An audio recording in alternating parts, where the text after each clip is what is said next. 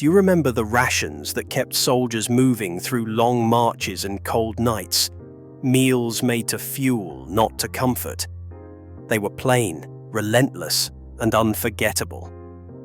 So why do we still look back at the foods that fed men through one of history's darkest chapters? Black bread was the backbone of every German military meal during World War II. Dense, dark, and heavy in the hand, it was made from rye flour, mixed with whatever grains could be stretched to feed the ranks. The loaves came out almost black in color, with a thick crust and a sour tang that came from long fermentation. Soldiers carried slices in their packs, wrapped in cloth or paper, and ate it with whatever spread or topping was available. The bread had a dense, almost sticky texture inside, and the flavor was earthy and strong. It was not the soft white bread of peacetime bakeries. This was bread built for survival. A single thick slice could keep a man going through a morning of drills or a night on watch. It anchored every meal and became so familiar that soldiers barely tasted it anymore.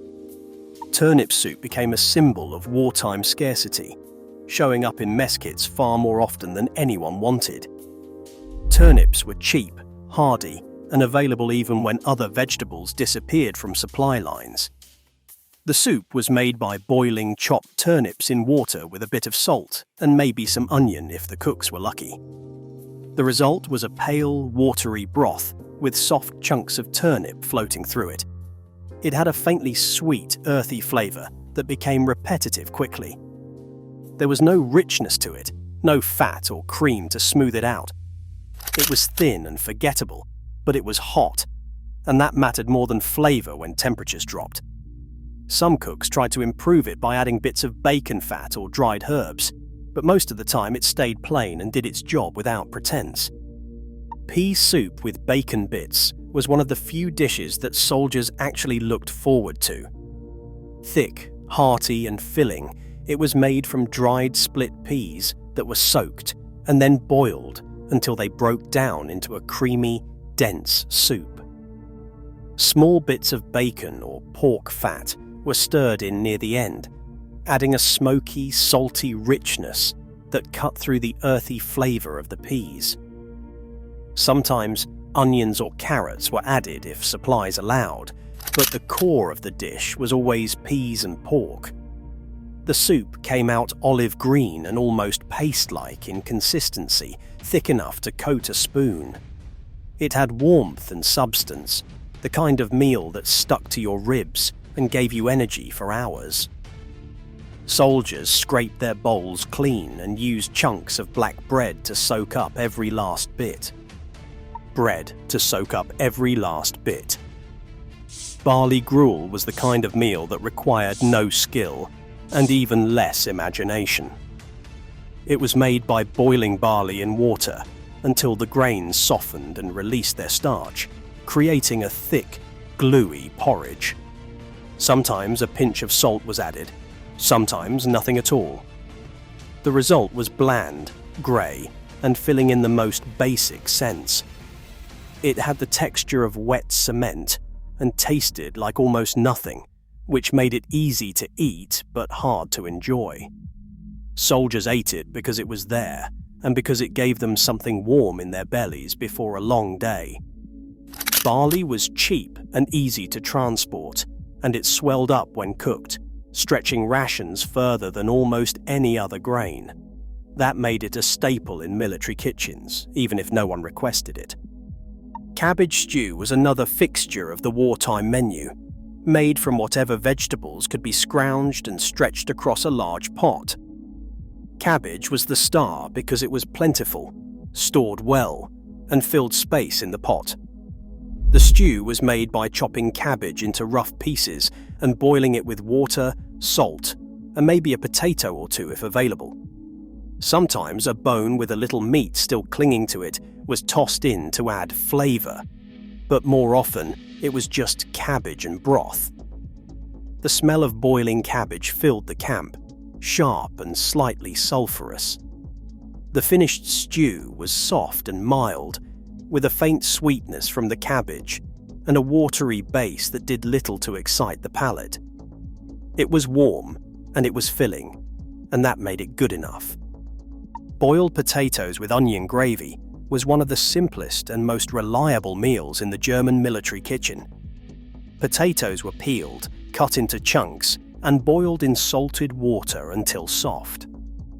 Meanwhile, onions were sliced thin and cooked down in a bit of lard or bacon fat until they turned golden and sweet.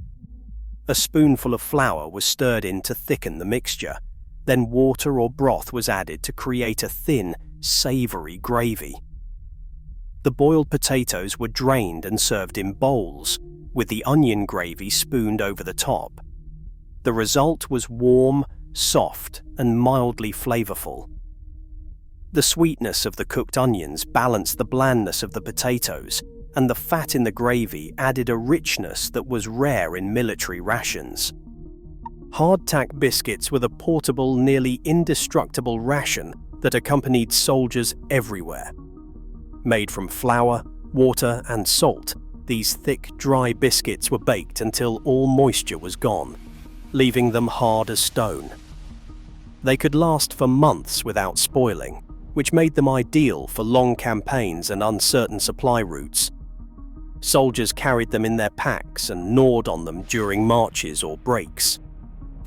Eating hardtack required patience and strong teeth. Most men soaked them in water, coffee, or soup to soften them before biting down. Even then, they remained dense and chewy, with a bland, slightly salty flavour that did nothing to excite the senses. But they were filling and reliable, and that counted for more than taste. Hardtack was not meant to be enjoyed. It was meant to keep a man alive. Canned meat was a luxury compared to most rations, even if the contents were far from gourmet. The small metal tins held pressed meat, usually pork or beef, mixed with gelatin and preservatives. The meat inside was soft, salty, and had a slick texture that came from sitting in its own juices. When opened, the tin released a rich, meaty smell that was both appetizing and slightly off-putting. Soldiers ate it cold, straight from the can, or warmed it over a fire if they had time. It was dense with protein and fat, which made it valuable for men who needed energy quickly. The flavor was strong and salty, with a processed taste that marked it as far removed from a butcher shop or kitchen roast. Still, it was meat, and that alone made it desirable. Thin meat broth was what passed for soup when meat was scarce, but the idea of it still lingered. A single bone, perhaps with a few scraps of meat clinging to it, was boiled in a large pot of water with salt and maybe an onion. The result was a pale, watery broth with a faint, meaty flavour that was more suggestion than substance. It was served hot, often with a piece of black bread on the side, and it provided warmth more than nourishment. The broth was clear and thin, with a few droplets of fat floating on the surface if you were lucky. Soldiers drank it from tin cups, savouring the heat and the fleeting taste of something that had once been meat. It was not filling, and it did not satisfy hunger in any real way, but it broke the monotony of plain water. Bread spread made from lard and onions was a simple, savoury topping that turned plain black bread into something more substantial. Lard was melted in a pan, and finely chopped onions were stirred in and cooked until soft and translucent. The mixture was seasoned with salt and sometimes a bit of pepper, then allowed to cool until it thickened into a spreadable paste. Soldiers smeared it onto thick slices of black bread, where the fat soaked into the dense crumb and the onions added a mild sweetness and texture. It was rich, filling, and packed with calories, which made it valuable for men who needed energy for physical labor. The flavor was simple, but satisfying, with the savory depth of rendered pork fat and the gentle bite of cooked onions. Sausage ends and trimmings were the scraps left over from making proper sausages, and they found their way into military rations more often than anyone admitted. These were the bits of meat, fat, and gristle that did not make it into the main links, collected and cooked down into something edible. Sometimes they were fried up and served alongside potatoes or bread. Other times, they were chopped and stirred into soups or stews to add flavor and substance. The texture was uneven, with some pieces tender and others chewy or fatty. The flavor was intensely salty and smoky, with the concentrated taste of cured pork. It was not pretty, and it did not pretend to be, but it was protein, and that made it worthwhile. Soldiers did not ask questions. They ate it and moved on. Pickled cabbage was a staple that appeared in nearly every meal, served cold as a side dish or stirred into hot stews. The cabbage was shredded, salted, and fermented until it turned sour and tangy. The result was crisp, acidic, and refreshing in a way that cut through the heaviness of bread, potatoes, and fatty meats. It was packed into barrels and stored for months, making it one of the most reliable sources of vegetables in the military diet. The sharp, vinegary flavor was divisive. Some men loved it and heaped it onto their plates. Others tolerated it because it was there. But everyone ate it because it was one of the few things that added brightness and variety to otherwise monotonous meals. Pickled cabbage was rich in vitamins, which helped prevent scurvy during long campaigns. Dried pea patties were a creative way to use up leftover pea soup, or stretch a small amount of dried peas into something solid. Cooked peas were mashed into a thick paste, mixed with flour or breadcrumbs to bind them, and shaped into small, round patties. These were then fried in lard or bacon fat until the outside crisped up and turned golden brown. The inside stayed soft and slightly creamy, with the earthy flavor of peas and a hint of salt. The patties were dense and filling, with a texture that was part fritter, part dumpling. They were served hot, often alongside boiled potatoes or cabbage, and sometimes with a drizzle of onion gravy if the kitchen had the ingredients. Soldiers ate them with their hands or broke them apart with a fork, savoring the crispy edges.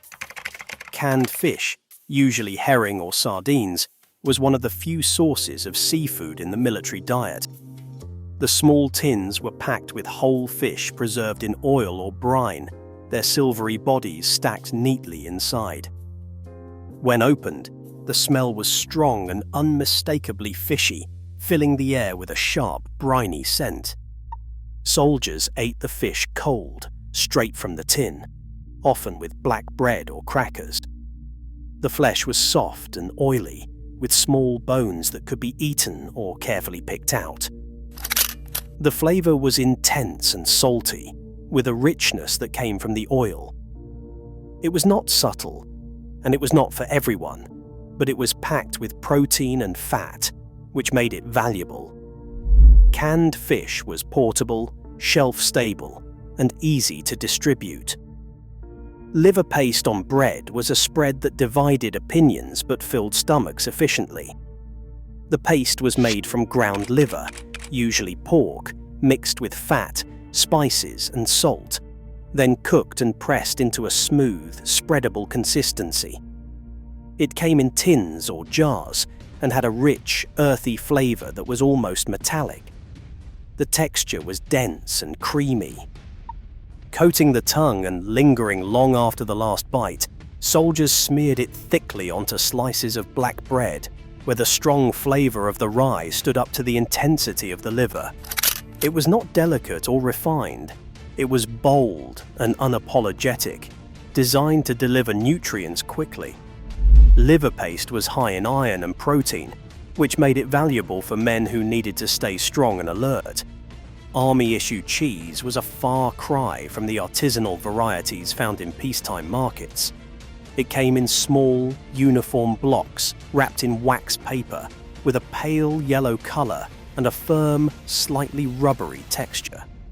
The flavor was mild and salty, with a faint tang that hinted at fermentation. It was not sharp or complex, just straightforward and functional. The cheese was designed to be portable and long-lasting, able to survive weeks in a pack without spoiling. Soldiers ate it sliced thin on black bread, paired with pickles or onions, or melted into soups and stews when the opportunity arose. It added fat and protein to meals that were otherwise lean, and it brought a small sense of normalcy to the field. Cheese was something familiar, something that existed outside the context of war. Blood sausage was a divisive but nutrient-dense food that appeared regularly in military rations. Made from pork blood, fat, and grain or breadcrumbs, it was stuffed into casings and cooked until firm. The result was a dark, almost black sausage with a rich, earthy flavor and a soft, crumbly texture. It was sliced thick and served cold or fried until the edges crisped up. The taste was intense and metallic, with a savory depth that came from the blood. Rutabaga hash was born from necessity, using the same root vegetable that showed up too often in soups and stews. Rutabagas were peeled and chopped into small cubes, then fried in lard with onions, and sometimes bits of leftover meat or sausage. The cubes softened and browned at the edges, developing a mild sweetness that balanced their earthy flavor. The onions added depth, and the fat made everything rich and satisfying. It was served hot, often as a side dish alongside bread or sausage, and it had a comforting, homey quality despite its humble ingredients. The texture was soft inside with crispy caramelized edges, and the flavor was simple but pleasant. Rutabaga hash was a way to make the overused vegetable feel fresh and interesting again. It required a bit more effort than boiling, but the result. Potato pancakes were a rare treat that brought a bit of joy to the mess hall. Potatoes were grated by hand, mixed with a bit of flour and egg if available, and seasoned with salt. The mixture was shaped into flat patties and fried in hot lard until golden brown and crispy on the outside. The inside stayed soft and starchy, with the natural sweetness of the potatoes shining through. The contrast between the crunchy exterior and tender interior made them satisfying in a way that most rations were not. Potato pancakes were served hot, sometimes with a dollop of sour cream or applesauce if supplies allowed, but more often they were eaten plain. The flavor was simple and comforting, reminiscent of home kitchens and family meals. They required more effort to make than boiled potatoes, which meant they showed up less frequently. Beetroot salad was a bright, colorful addition to meals that were otherwise brown and beige. Cooked beets were peeled and sliced thin, then tossed with vinegar, salt, and a bit of oil if available. The result was tangy, earthy, and slightly sweet, with a soft texture that melted in the mouth. The deep red color stood out on the plate, making meals look more appealing and varied. Beetroot salad was served cold, often alongside bread, sausage, or boiled potatoes. It added a refreshing contrast to heavy, fatty foods and provided vitamins that were otherwise scarce in the diet. The vinegar gave it a sharp, bright flavor that woke up tired palates and cut through the monotony of repetitive meals. Beets stored well and could be cooked in large batches, making them a practical choice for military kitchens. Dandelion salad was a foraged food that appeared when fresh vegetables were impossible to get through official supply lines. Soldiers or camp cooks would gather young dandelion greens from fields and roadsides, washing them carefully before serving. The greens were slightly bitter and peppery, with a tender texture when young. They were tossed with vinegar, salt, and a bit of oil or bacon fat to soften the bitterness. Sometimes, chopped onions or bits of bacon were added to make the salad more substantial. The result was a fresh, tangy dish that brought a burst of green to a diet dominated by preserved and cooked foods.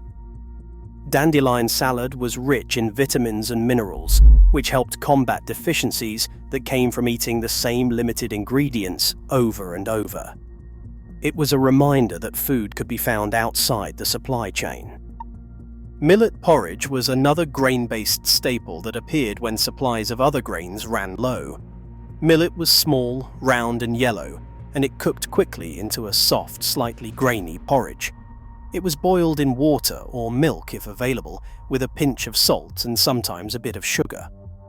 The result was mild and bland, with a texture that was less gluey than barley, but still heavy and filling. Millet porridge was served hot, often for breakfast, and it provided slow-burning energy for long days of work or marching. The flavor was neutral, which meant it could be dressed up with whatever was on hand: dried fruit, honey, or even a pat of butter if luck was on your side. Most of the time, though, it was eaten plain, spooned down quickly before moving on to the next task. Semolina porridge was a smoother, creamier alternative to the rougher grain porridges. Made from durum wheat, semolina cooked into a thick, velvety consistency that was almost pudding-like. It was prepared by whisking the semolina into boiling water or milk, stirring constantly to prevent lumps, and cooking until it thickened. A pinch of salt and a bit of sugar transformed it from bland to mildly sweet and comforting. The texture was smooth and silky, coating the spoon and sliding down easily. Semolina porridge was often served for breakfast, sometimes with a spoonful of jam or a sprinkle of cinnamon if the kitchen had any. It was warming and gentle on the stomach, making it suitable for men who were ill or recovering. The porridge had a mild, slightly nutty flavor that was more pleasant than barley or millet. Dried potato flakes were a modern convenience that made meal preparation faster and easier. The flakes were made by cooking, mashing and dehydrating potatoes, then packaging them for later use. To prepare them, you simply added hot water and stirred until they reconstituted into something resembling mashed potatoes.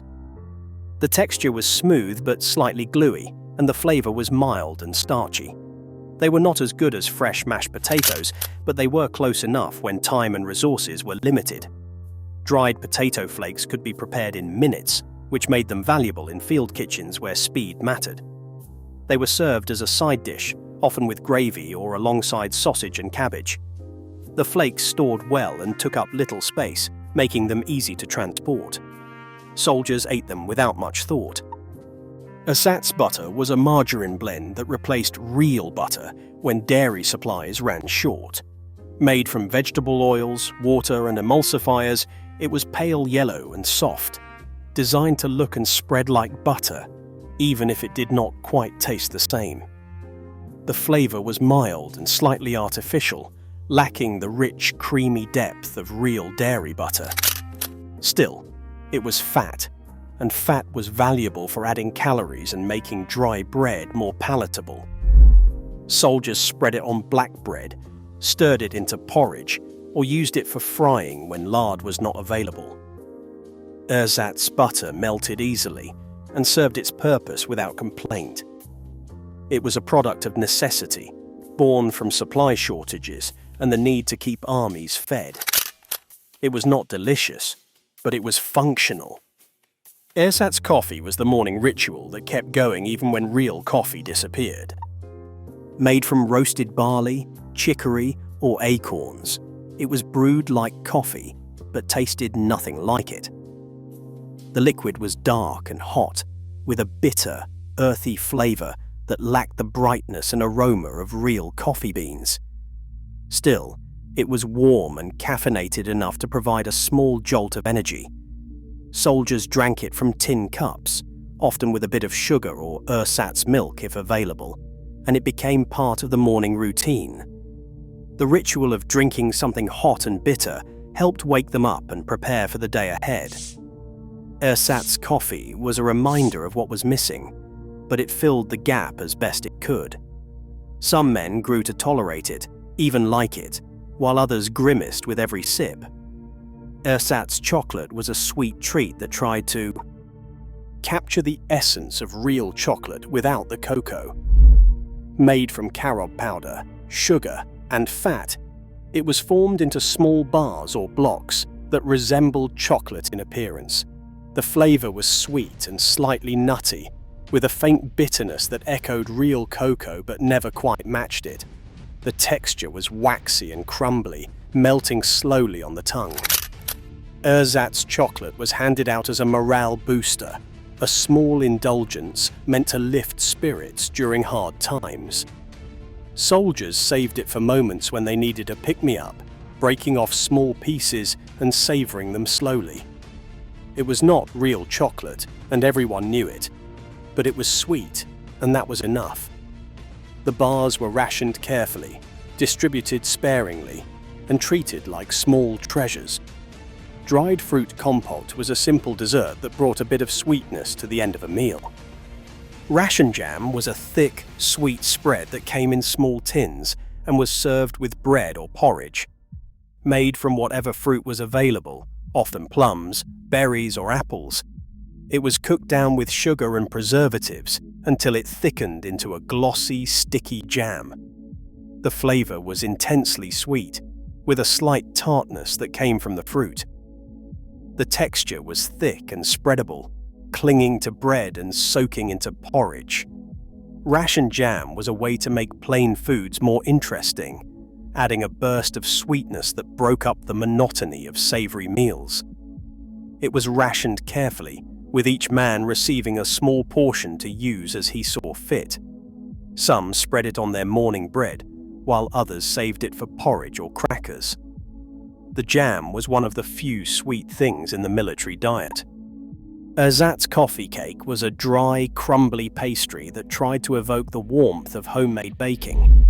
Made with flour, ersatz butter, a bit of sugar, and whatever dried fruit or nuts could be scrounged, it was baked into simple squares or rounds.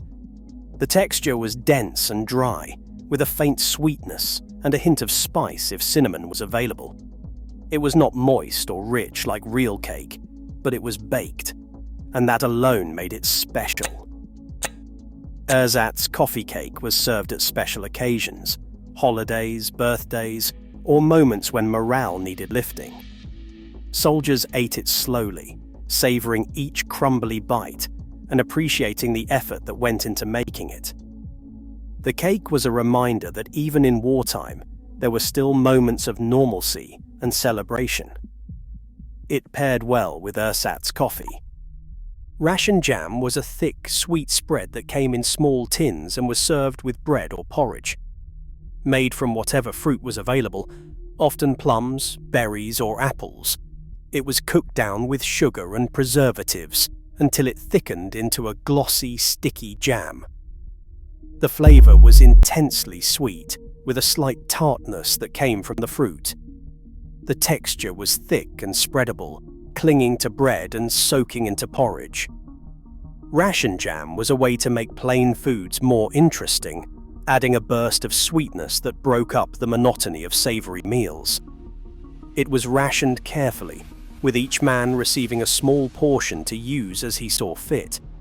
Some spread it on their morning bread, while others saved it for porridge or crackers. The jam was one of the few sweet things in the military diet. Ersatz coffee cake was a dry, crumbly pastry that tried to evoke the warmth of homemade baking. Made with flour, ersatz butter, a bit of sugar, and whatever dried fruit or nuts could be scrounged, it was baked into simple squares or rounds.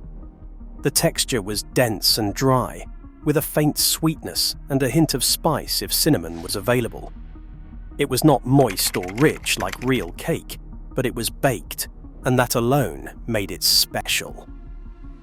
Ersatz coffee cake was served at special occasions, holidays, birthdays, or moments when morale needed lifting. Soldiers ate it slowly, savoring each crumbly bite and appreciating the effort that went into making it. The cake was a reminder that even in wartime, there were still moments of normalcy and celebration. It paired well with ersatz coffee.